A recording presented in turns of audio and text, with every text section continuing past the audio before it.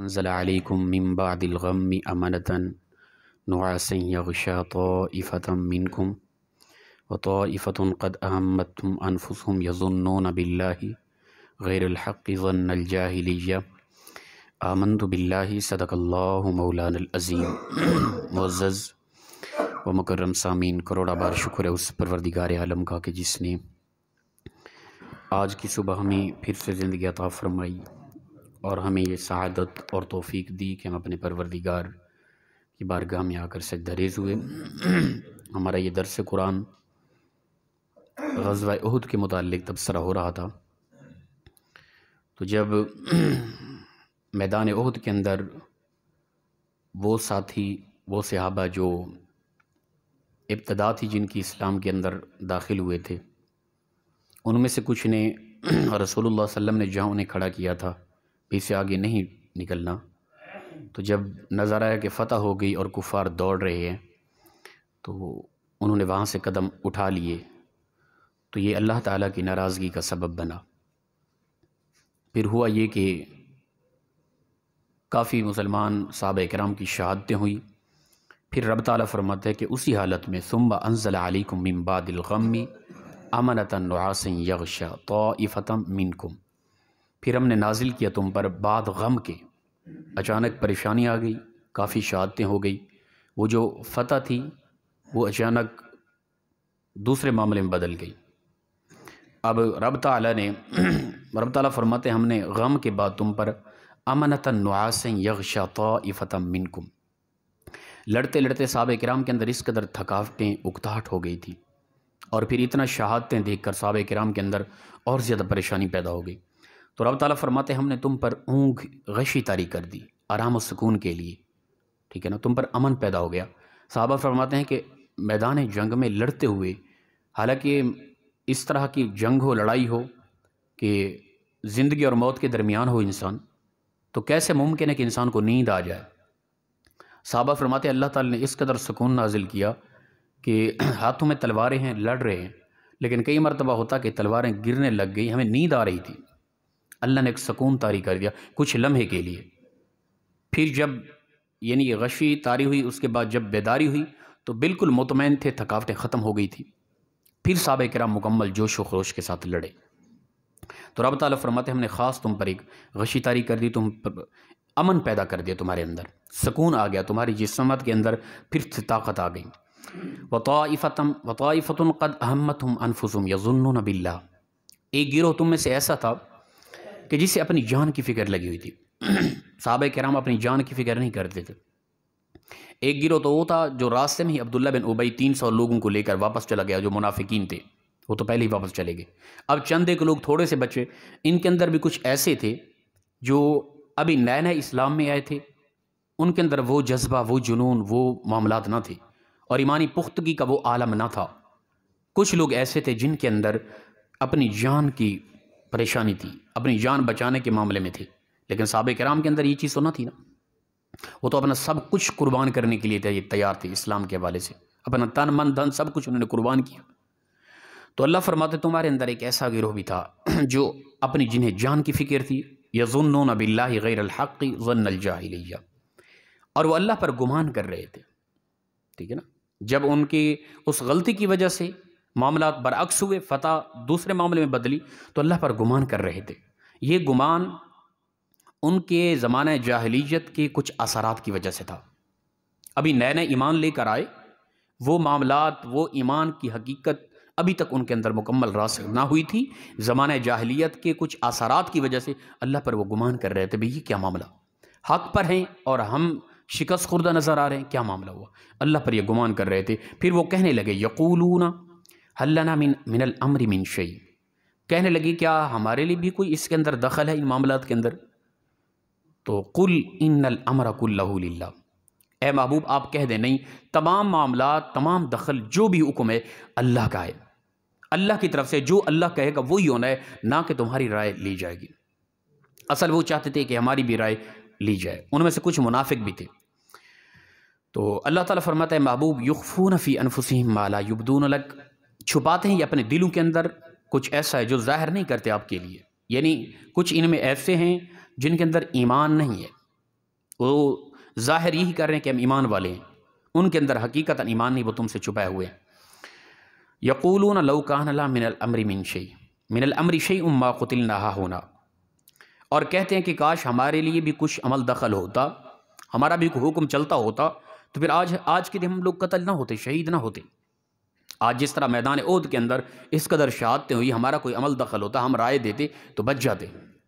اللہ فرماتا ہے قل، اے محبوب ان کو کہہ دو، لو کنتم فی بیوتکم لبرز الذین کتب علیہم القتال الی مضاجعہم، فرمایا ان کو کہہ دو کہ اگر تم اپنے گھروں میں ٹھہرے رہتے، جو تم پر لکھا ہوا ہے، تب بھی تمہیں مجبوراً گھروں سے نکلنا پڑتا اپنی قتل گاہوں کی طرف، پھر بھی آ کر تم شہید ہو جاتے۔ یہ تمہارے لیے پہلے لکھ دیا گیا تھا کہ کس نے کتنی حد تک کتنی سانسیں جینی ہے، کس کو کس موقع پر کہاں کس طرح شہادت عطا ہونی ہے، یہ تمہارے لیے لکھ دیا جا چکا تھا۔ تمہاری رائے خاص وقت نہیں رکھتی۔ وَلِيَبْتَلِيَ اللَّهُ مَا فِي صُدُورِكُمْ، اللہ فرماتا ہے اس لیے اللہ نے پھر آزمایا جو اور واضح کیا جو تمہارے سینوں کے اندر تھا۔ وَلِيُمَحِّصَ مَا فِي قُلُوبِكُمْ، اور اللہ تعالیٰ نے صاف کر دیا جو تمہارے دلوں کے اندر تھا، یعنی یہ معاملہ کر کے اس کے برعکس ہوا، شہادتیں ہوئی ان کی اس خطا کی وجہ سے، تو رب تعالیٰ نے ان کے دلوں کو صاف کرنے کے لیے سب کچھ کیا تھا۔ واللہ علیم بذات الصدور، اللہ جانتا ہے جو کچھ تمہارے سینوں کے اندر ہے۔ رب تعالیٰ کو علم ہے کہ میں اور آپ کیا سوچ رہے ہیں، کس وقت کیا کچھ ہمارے دل و دماغ کے اندر ہے، اللہ کو علم ہے ان چیزوں کا۔ ہم تو اس حد تک ہمارے ایمان کی کمزوری ہے کہ کوئی نہ دیکھ رہا ہو تو ہم بہت کچھ کر جاتے ہیں، ہماری توجہ اللہ کی طرف ہوتی نہیں ہے، ہماری توجہ صرف آپس میں ایک دوسرے کی طرف ہوتی ہے، ٹھیک ہے نا، کہ کوئی میرا مقتدی تو نہیں دیکھ رہا، کوئی میرا چاہنے والا تو نہیں دیکھ رہا، ٹھیک ہے نا۔ عام سادہ سے سادہ آدمی ہو نا، جس کی کوئی وقت بھی نہ ہو میرے اور آپ کے نزدیک، وہ بھی اگر دیکھے گا تو ہم اس طرح کی حرکت نہیں کریں گے۔ لیکن ایمان والے کے اندر ایمان کی سب سے پختگی کا عالم یہ ہونا چاہیے کہ میرا اللہ مجھے دیکھ رہا ہے۔ وہ تو سینوں کے اندر ہلکی سی آنے والی بات کو بھی جانتا ہے، تخیلات میں ابھی کوئی بات گزری نہیں، وہ پہلے جانتا ہے کہ میرے اس بندے کے خیالات کے اندر کیا گزرنے والا ہے۔ لیکن ایمان کی اس قدر کمزوری، آپس میں ڈرے، میں دوسرے لفظوں میں علیاذ باللہ کہہ جاؤں تو یہ غلط نہ ہوگا کہ میں نے اور آپ نے جتنا ایک دوسرے کو حیثیت و اہمیت دی، اتنا بھی اللہ کو اہمیت نہیں دی ہے، ٹھیک ہے نا۔ تنہا کیا کچھ کر جاتے ہیں۔ میں وہی کہتا ہوں اکثر، ہر بندہ ہم نیک دکھنا چاہتے ہیں، نیک بننا نہیں چاہتے۔ میری بھی کوشش ہوگی میں نیک دکھوں، میرے مقتدی، میرے چاہنے والے کے ماشاءاللہ کمال، لیکن نیک بننے کے حوالے سے ہماری سوچ میں بھی کبھی نہیں گزرا کہ نیک بنے تنہا ہیں، کوئی نہیں دیکھ رہا، اللہ تو دیکھ رہا ہے نا۔ اپنی انفرادیت میں جب اکیلا ہوں تب بھی میری زندگی اسی طرح ہونا جس طرح مجمع کے اندر ہے، پھر بہترین زندگی ہے۔ لوگوں کے سامنے جس طرح جی رہا ہوں تنہا، جب کوئی نہیں دیکھ رہا، صرف اللہ کی ذات دیکھ رہے، اس وقت بھی میری زندگی اسی طرح پاک و صاف ہونا پھر کمال ہے۔ لیکن یہ نہیں ہوتا۔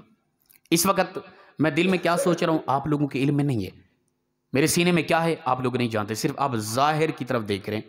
حضرت بیٹھے ہیں سٹیج پہ، گفتگو کر رہے ہیں، درس قرآن ہو رہا ہے، اچھے الفاظ ہیں، ہماری تربیت ہو رہی ہے، میرے سینے میں کیا ہے آپ نہیں جانتے، لیکن وہ میرا خالق و مالک جانتا ہے۔ اس وقت میں ریاکاری کے طور پہ گفتگو کر رہا ہوں، کوئی میرا دکھلاوا ہے یا کوئی لالچ ہے، کیا مقصد ہے میرا، آپ نہیں جانتے، لیکن وہ خالق و مالک جانتا ہے۔ جو اس وقت میرے سینے میں، میرے تخیلات میں پیدا ہونے والے چھوٹے چھوٹے معاملات و ذرات کو جانتا ہے، کیا امید ہے کہ تنہا جو حرکات و سکنات میری اور آپ کی ہوتی ہیں، کوئی جب نہیں دیکھ رہا ہوتا کہ اس وقت اللہ نہیں دیکھ رہا ہوتا؟ تقوی اسی چیز کا نام ہے کہ میرا اللہ مجھے دیکھ رہا ہے۔ جب یہ چیز ذہن کے اندر پکی ہو جائے گی نا تو انسان کی زندگی خوبصورت ہو جائے گی، انسان کے اندر وہ بے حیائیاں، بے شرمیاں، غلیظ قسم کی طبیعت سب صفا ہو جائے گا بالکل، اور انسان اجلا ستھرا پاکیزہ ہو جائے گا، دل کے اندر لگے ہوئے زنگ مٹ جائیں گے، نور ایمان پیدا ہو جائے گا۔ اگر یہ چیز ہمارے اندر پیدا ہو جائے کہ میرا اللہ مجھے دیکھ رہا ہے۔ ہمارے اسلاف جتنا بھی ہیں بزرگ گزرے ہیں نا، صوفیاء کرام خاص طور پہ، وہ جنگلوں کے اندر عبادات اس نیت سے کرتے کہ ایک نور کی جھلک ہمیں یہ مل جائے کہ میرا اللہ مجھے دیکھ رہا ہے، بس، ٹھیک ہے نا۔ تصوف کی دنیا کے اندر اہم ترین پوائنٹ جو ہے نا وہ یہی ہے، اہم ترین پوائنٹ۔ جس صوفی کو یہ نور عطا کر دیا گیا، مل گیا کہ ہر لمحہ، ہر گھڑی، ہر سیکنڈ کے کروڑویں حصے میں بھی میں یہ نہ بھولوں کہ میرا اللہ مجھے دیکھ رہا ہے۔ یہ جب نور مل گیا نا، وہ ولایت کی عظیم اور مقدس معیار پہ جا کھڑا ہوتا ہے، جسے یہ عطا ہو جاتا ہے میرا اللہ مجھے دیکھ رہا ہے۔ ہمارے آپ تصوف کی کتابیں پڑھ کے دیکھیں، ہمارے صوفیات جنگلوں کی طرف نکلے، عبادات کرتے رہے، ریاضات کرتے رہے، تسبیح و تحلیلات کرتے رہے، روتے گڑ گڑاتے رہے، رب کی بارگاہ میں سجدہ ریز رہے۔ صرف ان کے اندر یہ تھا کہ ہمیں اللہ ایک ہلکے سے نور کی یہ جھلک عطا کر دے کہ میرا اللہ مجھے دیکھ رہا ہے۔ بس یہ بات جب ہمارے دل و دماغ کے اندر بیٹھ جائے گی ہمیشہ، تو پھر جب میں جھوٹ بولوں گا تو وہ عطا کردہ نور کہ میرا اللہ دیکھ رہا ہے، باز آؤں گا جھوٹ سے۔ کسی کی عزت کو تکوں گا تو وہ جو نور عطا ہوا کہ میرا اللہ مجھے دیکھ رہا ہے، فی الفور میرے اندر حیا پیدا ہو جائے گی، میں نظر جھکا لوں گا، ملاوٹ کرنے لگوں گا، کوئی نہیں دیکھ رہا، میرا اللہ تو دیکھ رہا ہے نا، میرا اللہ مجھے دیکھ رہا ہے۔ یہ لفظ دل و دماغ میں بیٹھ گیا نا، میں اور آپ وقت کے ولی ہیں۔ اس سے بڑی ولایت کا مقام میں کہتا ہوں کوئی نہیں کہ میرا اللہ مجھے دیکھ رہا ہے، ٹھیک ہے نا۔ اور یہ رمضان شریف آگے آ رہا ہے، رمضان شریف کے اندر یہ خاص نور ادا کیا جاتا ہے ہر بندے کو۔ رمضان ایک خاص مہینہ ہے، کیوں؟ رمضان کے اندر ایک روزہ بندے نے رکھا ہوا ہے نا، سادہ آدمی ہے، میں رکھوں تو میں تو ایک عوامی حوالے سے ایک عالم دین ہوں، ممبر پہ بولنے والا ہوں، میری ایک انفرادیت ہے۔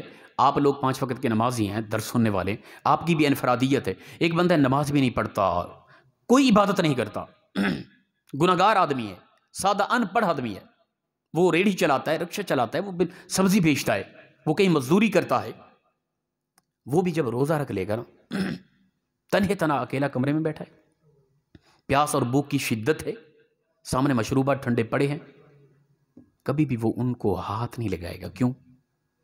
وہ رمضان کے روزے کی برکت سے اسے وہ نور عطا ہوا ہے فی الفور کہ بندے تیرا اللہ تجھے دیکھ رہا ہے۔ یہی کھانا پینا غیر رمضان کے اندر دن کو عام حلال تھا، لیکن کسی کی عزت کو تکنا، جھوٹ بولنا، ملاوٹ کرنا، فریب کرنا، سود کھانا، شراب پینا، یہ تو مطلقاً ہمیشہ حرام تھا نا۔ اس وقت ہمیں یاد کیوں نہیں ہوتا کہ ہمارا اللہ دیکھ رہا ہے، جو ہمیشہ حرام ہے، لیکن رمضان کے اندر یہ ہلکا سا بندے کو نور عطا کیا جاتا ہے۔ پھر کاش کہ یہ نور ہمیشہ پورے 11 مہینے ہمارے دلوں کے اندر رہے۔ رمضان کے اندر وہ چیزیں جو عام طور پہ حلال ہیں، ان کو اللہ دیکھ رہا ہے، اس عطا کردہ نور کی وجہ سے چھوڑ رہے ہیں۔ غیر رمضان کے اندر جو ہمیشہ مطلقاً حرام ہیں، ان کو نہیں چھوڑ رہے ہوتے۔